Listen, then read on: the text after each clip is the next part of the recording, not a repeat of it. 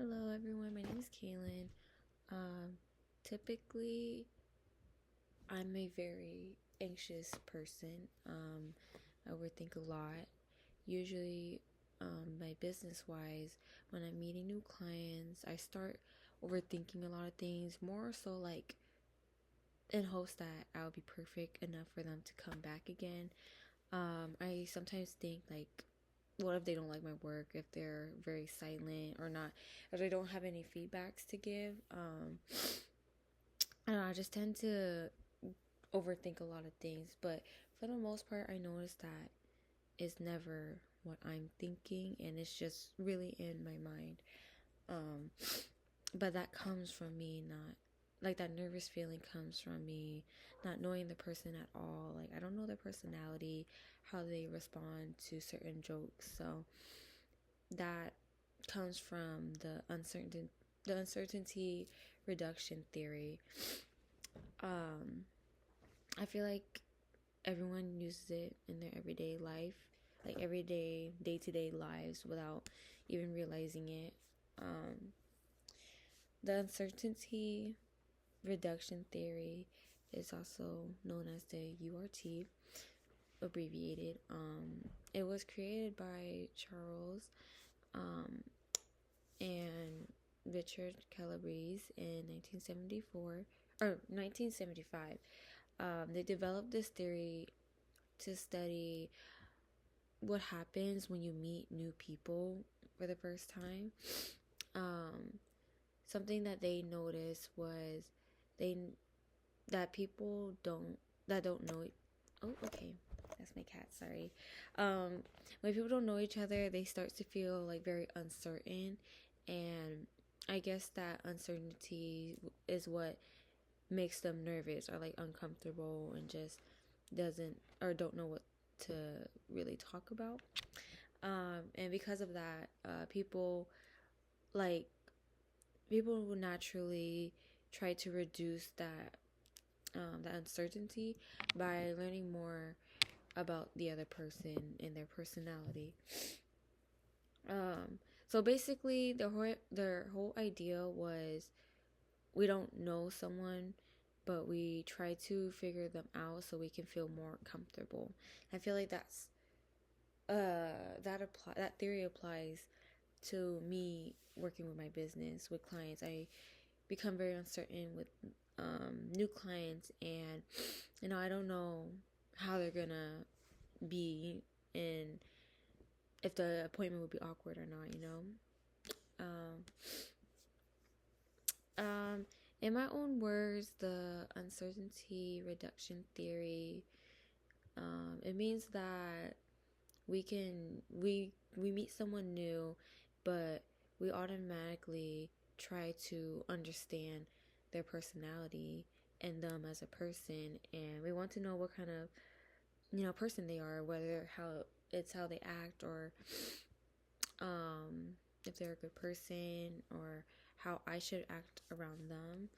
um for me, I do it in ways of like asking them questions, and sometimes I try to like throw a joke in there to kind of like see how their humor is.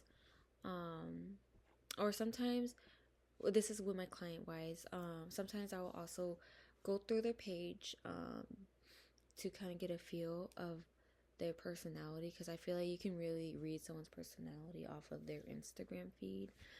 I also use that as a tactic to keep myself safe because I am home based. um I think this is important to learn because it helps us understand why we feel awkward or nervous in new situations. It helps become more aware and how we communicate as well. I feel like once you come to an understanding with this theory, it will help us or you handle the interactions with anyone better instead of just overthinking everything. Um, a real life or a real example of this that happened in my life is when I meet new clients for my nail business. This is the only example I have to use for all these topics, but I usually get super anxious or super nervous because I just want their experience with getting their nails done with me to be perfect enough for them to want to come back and eventually become regulars. And, I feel like that's the best way for me to be able to build my clientele. But since I don't know them yet, I start to try to figure them out quickly. Like today, for example, I had a new client, never met, and at first I'd say it was a little awkward, but eventually with us like exchanging questions and talking to each other, we really got an understanding, and we definitely became more comfortable with each other towards the end.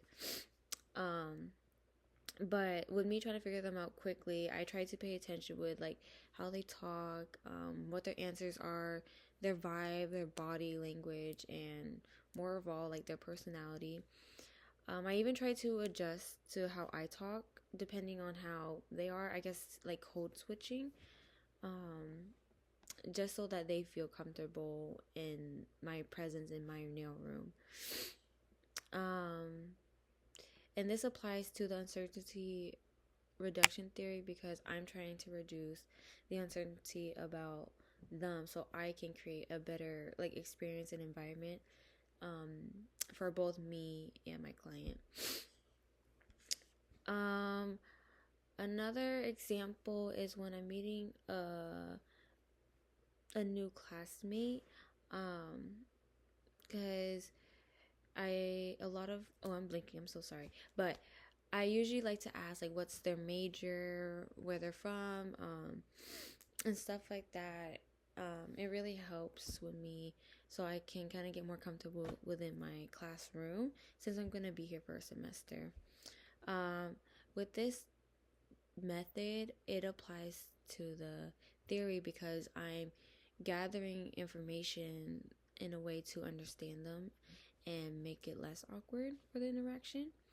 And then one more for the third example is when I went on like my first date. I was trying to get an understanding of their personality compared to how I've known them like on social media. Because obviously I've met them through social media before getting to know them as a person in person. So I try to see out like their lifestyle through their social media page. And this I'm trying to reduce like the nervousness and predict what kind of person they are before I even meet them. That way I can also know like what kind of topics to bring up. I think one benefit out of this theory is that it helps people feel more comfortable and less nervous, and the conversations flow easier. I feel like, or it comes to me more naturally, and especially like in situations with meeting new classmates or meeting new clients. Um, One downside that I think there is that people can start overthinking or making assumptions. I feel this way because sometimes trying to figure out someone too much can make you stress more instead of less. I feel like you're just in a constant loop of thinking and overthinking. Um, and like the information you get from like social media might not even be accurate because in the end social media is just social media. I feel like it's never real. People can post whatever and manipulate whatever they want to be seen. So in the end, social media can also not really be the most accurate way to feel a person out. And then after I've learned about this theory, I definitely want to become more confident with meeting new clients, new people, and I want to stop like overthinking so much of like how the conversation will go. I also want to focus more on just being myself instead of trying too hard to adjust to everyone else's like likes, needs, and personality, I guess.